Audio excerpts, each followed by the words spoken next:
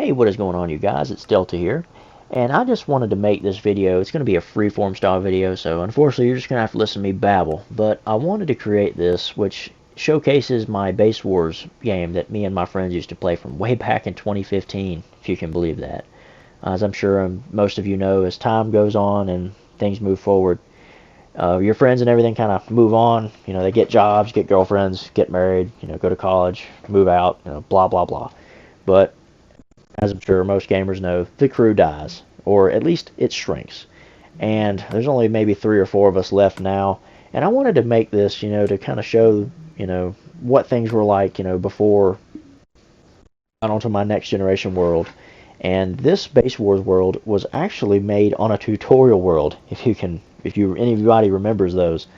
But we started back on the PlayStation 3, and it went all the way, and it'll probably go all the way through the PS5 and maybe even beyond, hopefully. We still got a few people that play every now and again. But this is just going to be a freeform video. I'll be giving commentary as to myself, as I'm running around showing, what these things are. But when you would first spawn in, this right here is the, the rules, whatever, whenever someone would come and decide to, join the game, you would get a book, which I will show you in a minute, which is right here, and you would have to read those rules on the wall, and in front of everybody you would agree to them. And if you didn't want to play the game, you would just go through the new players area and go through the tutorial area, and you could spectate, watch, and pretty much be a tourist, and you would be allowed to go off and build your own thing. If you wanted to participate in the wars, however, if you were new to the game and we didn't want to throw you to the wolves, we'd send you through the tutorial area just so that you would be made aware of some things, some things you may not be aware of. If not, we would send you through the Returning Kings area, and you would just go out there and you would find you a nice little island, or probably something about, we dealt in the size of maps, so you would be given a map and that area would be yours. You could do whatever you wanted there. You could build your castle however you saw fit. Now there were limitations as to what you could use, no bedrock, of course, because you can't break that shit. But that was all there was to it. It was nice and simple. Depending on how much stuff you added, depended on how big your world classification was. The empire was the largest, and the province, I think, was the smallest. But if you wanted to pause this and take a look at those, you can. But it's mainly just words. The heart and soul of it was out here. But this is where the Returning Kings would go. You can see some of my Star Destroyers and things off in the background in my shipyard. And I'll cover all those ships and things in the next video. This video is just mainly going to be documenting for myself and my friends and future reference as to where everything began. And this is just the humble beginnings. Like I said, the majority of this stuff that you're going to see today, being my old castle, is a highly, and I mean extensively, modified tutorial castle.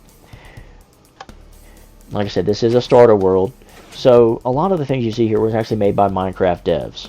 But after we took over, we kind of made things the way we wanted them. These the gold and diamond things you saw in the founding there, we changed those. A lot of the animals in the petting zoo we changed, and apparently we didn't get rid of the retarded ones. But we spent a lot of time working on these, and we would get off from school and we would all get on here and we'd spend hours just building and just getting ourselves ready for that Friday night when we would all get home, and we would get on here and just see who would be crowned king of the weekend, pretty much. Unfortunately, this is going to be a freeform video. I don't have a script. I'm too lazy to write one anyway, so you're just going to have to deal with me talking. I'll be coming in and out to kind of explain things that's been going on. But other than that, I hope you just sit back, relax, and enjoy the story.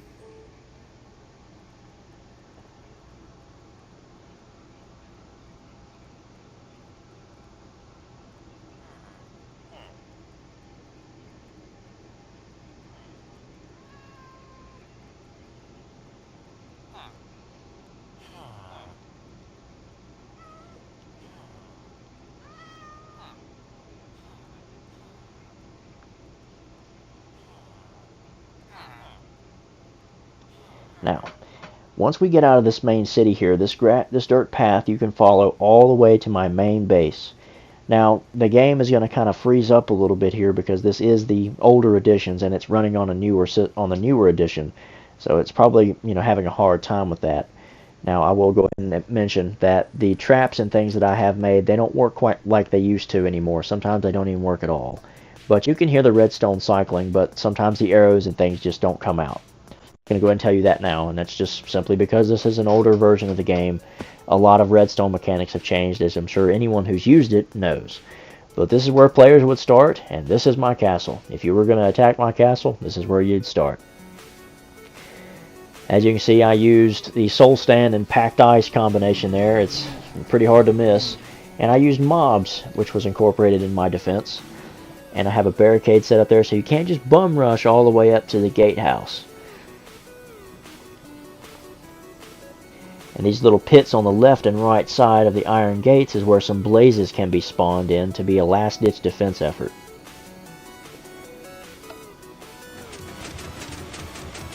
I just love that opening sequence. It's just satisfying. I absolutely love it. But actually, the barricade, which you saw down there near the end of the soul sand trap, which I'm about ready to run through here to show you how much it slows you down, can actually be activated by that switch that controls the iron gate as well. So there's no stopping. You can just walk all the way through. Now, naturally, if you hit these cobweb things, you'll get stuck and you can't move at all.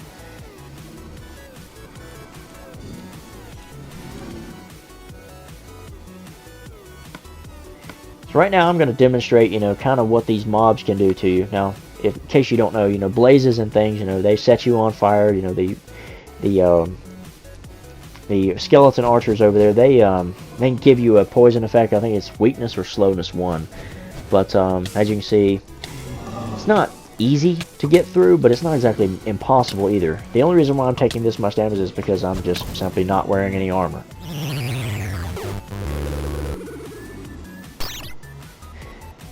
So with the slowing effect of this soul sand and the skeletons, you would typically take a bunch of damage before you got up here. Now, it's not enough to kill you, but it's enough to leave a dent. Now, most people would think, oh, well, why not just jump on top of the wall? Well, that's where these guardians come in. Once they lock onto you, the beams, they don't go away, and once they turn gold, they start dealing damage to you. Now, once you get to the barricade, you're pretty much safe, but way back in the day, the skeletons were actually able to shoot at you. As you can see up here, the guardians can still lock onto you. So if you do run on top of the wall, you have a slightly chance to get across. As you can see, I'm successful here. But a lot of times the skeletons would hit you and it would knock you into the lava pool and you would just get cooked. But if you made it up here, I would mash a button right here on top of the gatehouse, and it would cause some blazes to be spawned right here. Apparently I decided to just stop flying there, so I only have 1 heart left. But anyway, as you're sitting there trying to mine through the iron gate, these blazes would kill you. Now, to kind of demonstrate the effectiveness of the gatehouse's main defensive weapon, I've put some pillagers here. Now, the gatehouse is pretty impressive already, considering the fact that the mountain is surrounded by lava. But that right there those are just paintings. They look pretty and they look nice, but it's actually concealing a rather deadly weapon. It's a repeating arrow launcher. Now, on the next generation, it actually causes the game to crash if I'm not careful. And as you can see through the glitch, it just starts spitting them out normally instead of shooting them out. And because there's lava there, they're not being shot out with the fire effect, they're just being destroyed. Now, these aren't just normal arrows either. These are the enchanted arrows with poison, wither, double damage, weakness, and slowness. All that good kind of stuff. So on top of the fact that you're getting shot, they're also poisoning you. Now, I'm not a coding expert, but I believe it's because there's too many arrows being launched with the fire effect and being their special arrows in one general location. So you have to go and collect the arrows in order for them to keep shooting. So if there's a player down there and they're actually picking up all these arrows that are missed, and the ones that hit them, I think they'll be safe. And you can keep using the glitch. But since they're just pillagers, they're not going to pick them up. But it is still very effective, and you don't want to be there on the receiving end of it, especially when the glitch is not working. So it's actually kind of scary. But right now, it's just glitched out, which is unfortunate. Now, on top of that, there's also a gas effect, which I can use. I don't know if I'm going to show it in the book, but there's a button up there, and I can actually dispense a lingering poison potion on the bottom of that soul sand, and if you walk through it, it'll poison you as well. So you've got the floor, which is dispensing gas, the arrows, which is coming at you from my defenses. You've probably got me shooting at you too, and you've got the mobs. But if you somehow manage to make it through all that, which people have done, well, congratulations. Now you have to deal with this. Now these are just, just anvils that have dropped down, but I use them to create kind of like a portcullis effect. Now what a portcullis is the iron gate that is dropped down at every castle you've ever seen in Hollywood. But it's a real thing. And for whatever reason, I don't know why, but most people would get tunnel vision and they would never go through the wall. I don't know why, but they just would not mine through the wall that's on the right. They would instead go through these things. And all this is just to slow you down so that I can get to the defenses that are further on. Now, I gave myself a diamond pickaxe here, and you're about ready to see what it's like to have to mine through these things.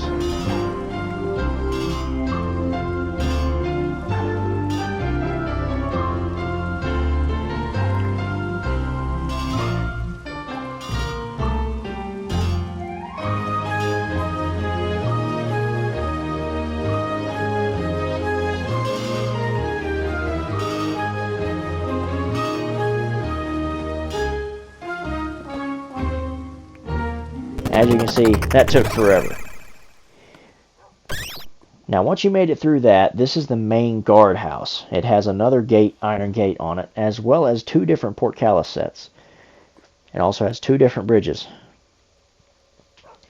There's also a canine dispenser up here. That way, if I ever have to attack someone, myself, I can have some dogs helping me out. But naturally, the gate, just works similar to the other one. And the drawbridge is there as well. Now, there's a little secret entrance over here on the right. Yep, right through there. Now, in the later editions of this castle, I actually walled that off, but on this version, I'm pretty sure I didn't. But you can see that the window's there, and this little door here, I can actually pop it open and shoot arrows at you as you're trying to figure out your way up here. If I go down through here, this is the main defensive heart. I think this is like a control room of sorts. But I can shut this, and that closes the iron gates, as you can see right there. It shuts those, and if someone does attack me, I can come down here, I can flip this switch. That activates the beacon, which gives me a speed boost, and it also is painted red, so anybody inside my castle who's an ally to me knows that we're under attack. They can just look up in the sky and see it. And it also drops down these anvils here, which slows progress even more.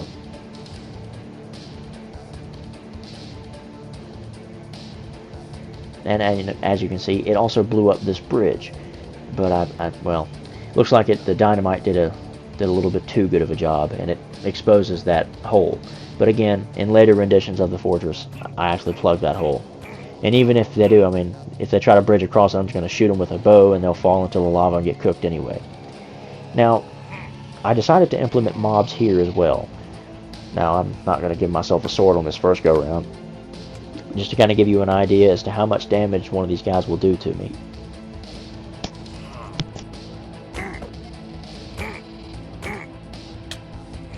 With 3 hearts per hit, it's pretty imposing. You also have a wither skeleton which can hit you and cause the wither effect which poisons you.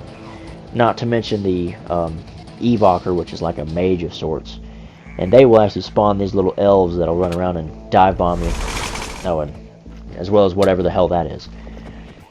So, fighting through here, even with a sword, is pretty tough. But I also have some machine guns up here, just like I do at the gatehouse. Now, if I really think that I'm concerned and that you're actually going to make some progress here, I can also flip this switch here, which blows up the bridge, if I can figure out how to get out of here. There you go, dum-dum. Alright. But that causes the drawbridge to be completely destroyed, and that the player will have to make a new one. So my mountain now becomes an island, and the lava is completely surrounding it on all sides. The only way to get across is to build your way across. This is my third defensive line here, and it's kind of like a trap room. And there's some villagers in there. Anyway, but I go down through here, and when a player runs through, this control room is where I'll be. If they're in a hurry, I can go ahead and drop both of them, but 9 times out of 10, I'll come up here ahead of time and drop this one. And that causes a wall to be made here, so when they run through, they'll just kind of run into that when they take a 90-degree turn. And once they run through that, and I've noticed that they're trapped, I can throw this one. And then they'll be completely trapped. No way in or out.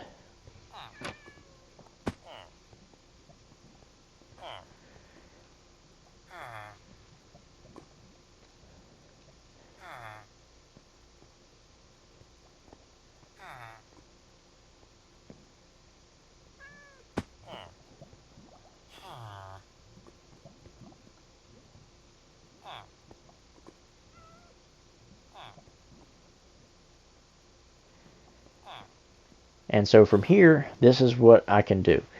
There are dispensers here as well, but they're also hidden. And they're also behind this protective glass. So once I break through here, let me see. I'll throw this switch here, and the guns will be revealed. That way you can't just, block them off. They'll have to be either destroyed or I have to reveal them prematurely. And there's only fire charges in there, so everybody in there will be cooked. So, assuming they make it through all of that, this little lava fountain here was added at the last war, and there's dispensers behind it which basically turn it into a firing squad. As you can see, the dispensers are right in there, but again, because of the glitch, unfortunately they just don't work. But if for whatever reason during the war my castle doesn't fall and we still have ongoing, battles and my friends want to come up, I implemented this little staircase here which comes up out of the lava.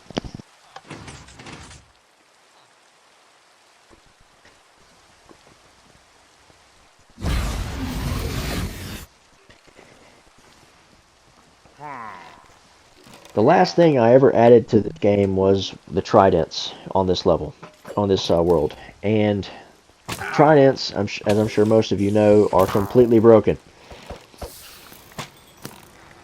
Especially in a thunderstorm. With the ability to summon lightning to smite my enemies, it was very OP. And all the while that you was down there attacking my mobs or something, I would typically be chucking those at you. But if you've achieved the next to impossible, which a few have done, this is the last line of defense for my throne room. A simple barricade and a door. It's not meant to be impressive. Because at this point, if you've managed to avoid my traps aren't going to kill you. But funnily enough, this big tower is actually my house. And many people would actually blow up my house instead of trying to or blow up the throne room, which is actually in this building here. Now, given that this is the throne room, and that since I'm the host, it's the meeting place for all the players, you would think the gold-plated floor would be the place you would go into. But actually, it's trapped. You step on that pressure plate to open the door, and you'll catch poison right out of the gate. You'll be allowed in, but you'll be poisoned, making yourself very weak.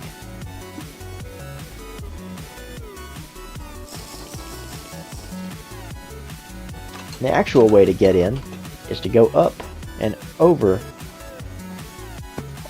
the ladders on the back of the courthouse. You have to go on top of that, around, over top of my house, across the top of the landing pad there, and then you can come in to the Senate chambers. Now over here is the little meeting table. Since I was the host, I sat there. But any guests that came in to, play the Base Wars, this is where we would meet at the beginning of every Friday when we started playing, to discuss, the opening moves. Typically, we choose a number between 1 and 10. The person that got the closest, they were the ones that won. And they got to choose whether they wanted to be on offense or defense first. Now, I allowed the people to customize their chairs if they wanted, but most people just chose to stay with the wooden ones. This guy wanted to match one with the wall. I think this guy's name was Assassin RT or something. And Gordy wanted a red chair. Now, this is the prize of every castle, the throne room. This is what people would try to capture the entire time they were fighting my base. This was what they wanted. If they sat on my throne and killed me, my castle would be theirs and become their vassal. That was the idea of base war. So, more often than not, I would just, kind of rig the door. I'd blow up my castle so they wouldn't get it. Now, on top of the battle defenses for the base, I also wanted my castle to be kind of... So, in the event of a, like a bandit raid or something, whatever, let me just close my door there. I implemented this alarm system, especially since the bells were added. It causes the villagers to run inside their homes for safety. So at night time, if there's a bunch of mobs running around, they won't die. There's one on top of the hill there, and there's also a line of them running around the roof from roof to roof. It looks really good at night too.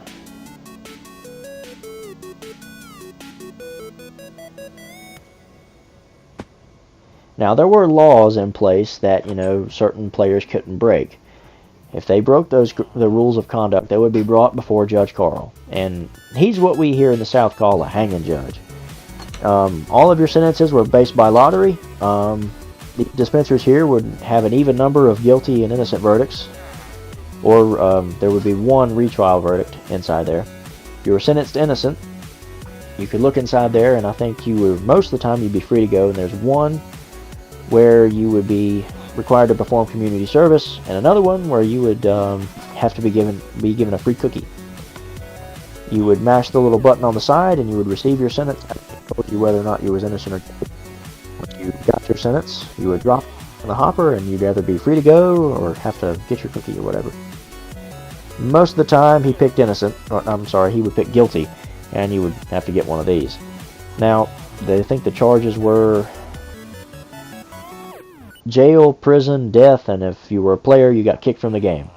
If it was a farmer or something that was caught stomping on the crops and destroying crops, and they got the guilty verdict, that was a kick, it equated to death.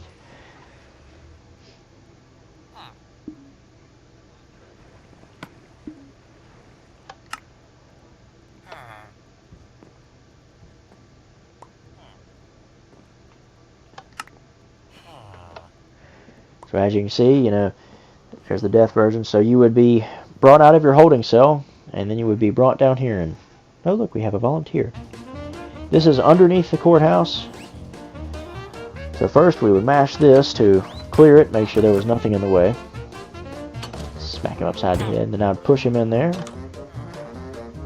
If it was a player, typically I would just teleport them. And then I drop them down into this little holding cell. Open it up, make sure they're still there.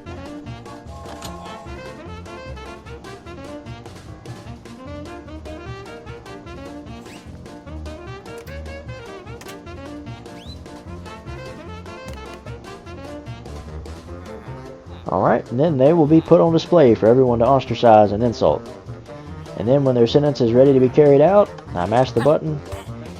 Keep inventory is turned off, and they lose all their stuff and their life down in there.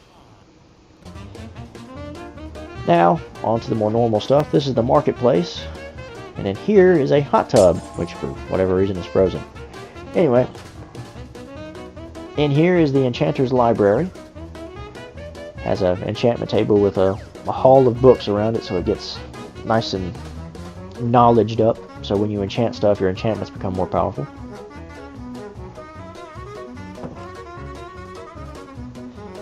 Down through here, you have this little turnstile here.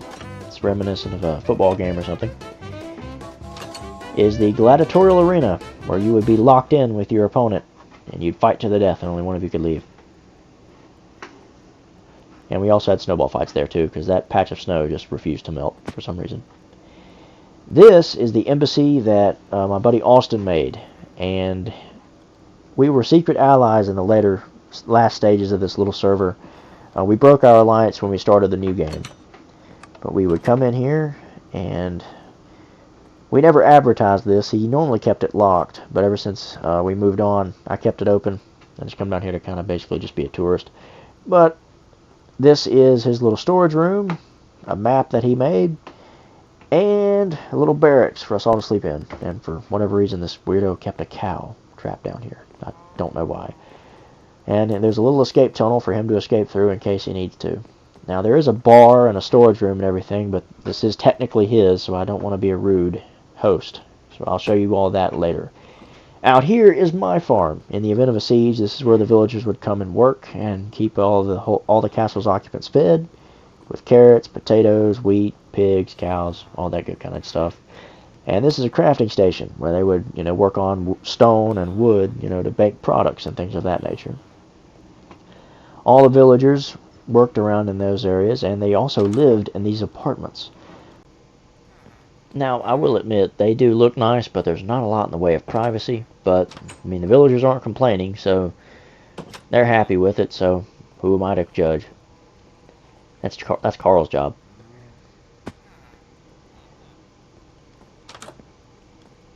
See, we even have some people staying down there. Looks like they're cooking some food. Nice.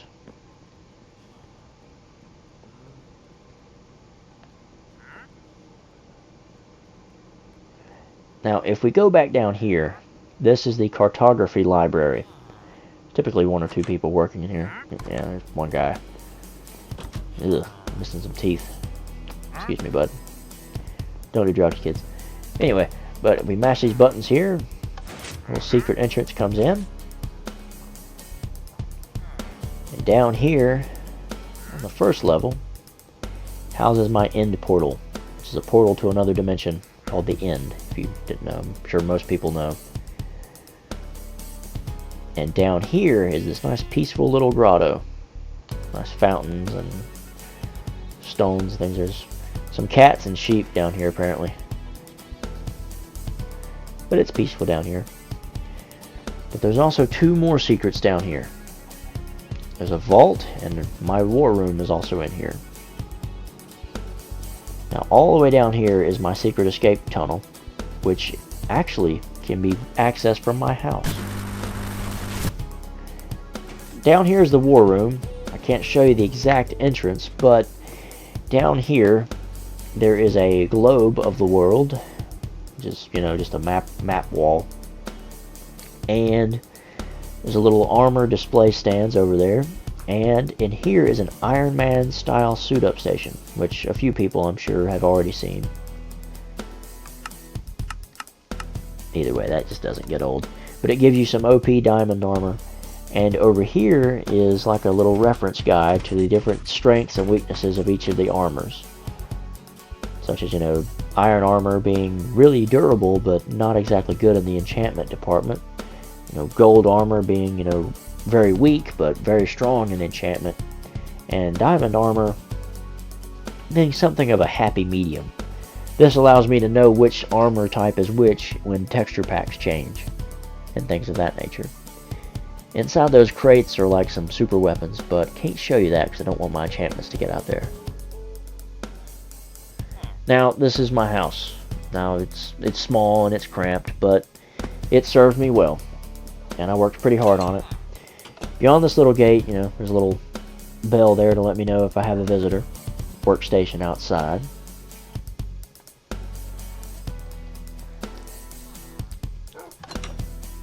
And in here is the dining room. Got me a nice fireplace. And the table and chairs is really cool. I love this. They fold down and the chairs come up out of the ground. That's just... I know, it's probably fugly to some people, but I think it looks cool. There's a sword on display over there, and this is a working refrigerator, which has a light in it, which I just love. And the light turns off when you shut the door, which is just really cool. Now over here, this is the kitchen. Some crafting supplies in case I need to start a fire or cook some food. Barrel and chest to store everything. Got me a furnace, a grill, and a smoker. This right here is a fire pit that the cauldron sits on top of in case I want to heat up some water and make a potion or something with. And start that fire pit right there and I can get cooking.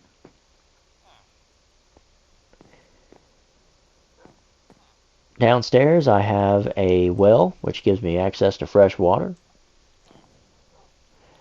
A fireplace, which actually conceals a nether portal on the opposite side of it. And my own personal enchantment library. We'll go upstairs. Most of the fun stuff happens up there. But on a serious note, there's not a lot up here. I don't spend a lot of time in here anymore, but I have some gold armor on display with my trident. Got me my faithful companion Poofy, who is apparently doped out, staring off into wild blue yonder over there. And a jukebox over there as well to listen to tunes. Got me a little book in case I feel like reading, and a crafting storage station. And as we head upstairs, there's the access to the patio and the landing pad, and this pedestal up here where I can address my subjects.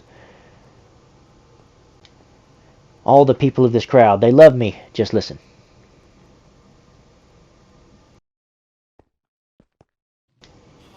Anyway, that about wraps it up for this part 1 video of showing off my old castle.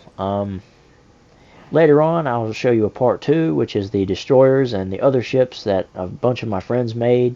I took inspiration from Star Wars, as you can see through some of the Star Destroyers shown here, and built some really big airships. Some other guys built a bunch of battleships and submarines and all that good kind of jazz. But that's a video for another day. This has been a long one. But I appreciate you giving me your time and taking this time to listen, and I will talk to you all later. Before you go, let me give you a quick tease of the fortress I'll show you in part 2.